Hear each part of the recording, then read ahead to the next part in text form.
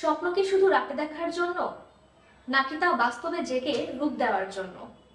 আমরা সাধারণত ছোটবেলা থেকেই কেউ না কেউ কিছু না কিছু স্বপ্ন দেখি। প্রত্যেকেই একটা স্বপ্ন দেখি যে বড় হয়ে কিছু হব। সেটা হোক কারোর পছন্দের ডক্টর, কেউ শিক্ষক, কেউ বা হতে চায় ব্যবসায়ী, কেউ বা হতে চায় অন্য কিছু বা ইঞ্জিনিয়ার ইত্যাদি।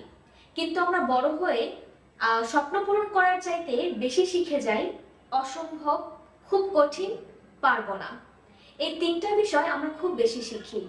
এছাড়া আমাদের সমাজের লোকের ভয়, লোকে কি বলবে, বা পরিবারের এক একজনের এক এক মতামত, কেউ এই মতামত দিচ্ছে, কেউ ওটা বলছে, এই একটা দোটানার মধ্যে সিদ্ধান্ত না নেওয়ার একটা ব্যাপার। এছাড়া নিজেদের কনফিডেন্সের প্রতি নিজেদের একটা সন্দেহ, সবকিছু মিলিয়ে একটা সময় গিয়ে আমাদের স্বপ্নগুলো মরে যায়, আমরা স্বপ্নগুলোকে মেরে ফেলি।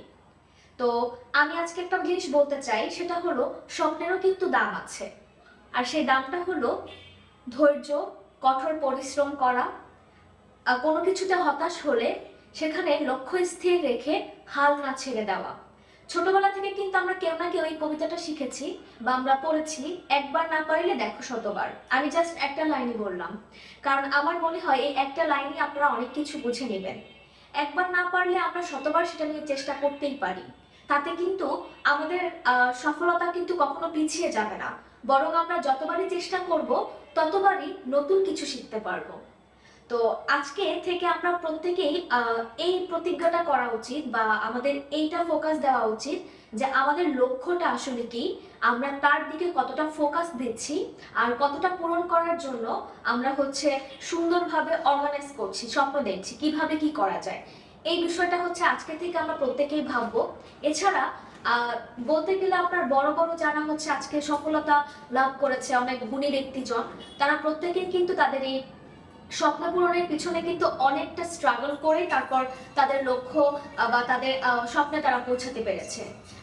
আমরা যদি বড় বড় গুণী ব্যক্তিদের চিন্তা করি, তাহলে দেখা যাবে তারাও কিন্তু বুঝতে পেরেছে যে স্বপ্নকে কখনো দাম না দিয়ে পূরণ করা যায় না, মানে কষ্ট করে পরিশ্রম করে তারপর সফলতা পাওয়া যায়।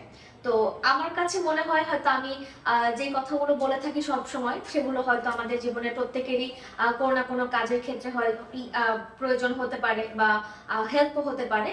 তো সেই দৃষ্টিকোণ থেকে হয়তো আপনাদের সাথে কখনো কিছু না কিছু টপিক নিয়ে আসি, কথা বলি। তো আপনারা আজকে থেকে নিজেদেরকে একটা প্রশ্ন করবেন যে আমি আমার স্বপ্নের কতটা দাম নিচ্ছি।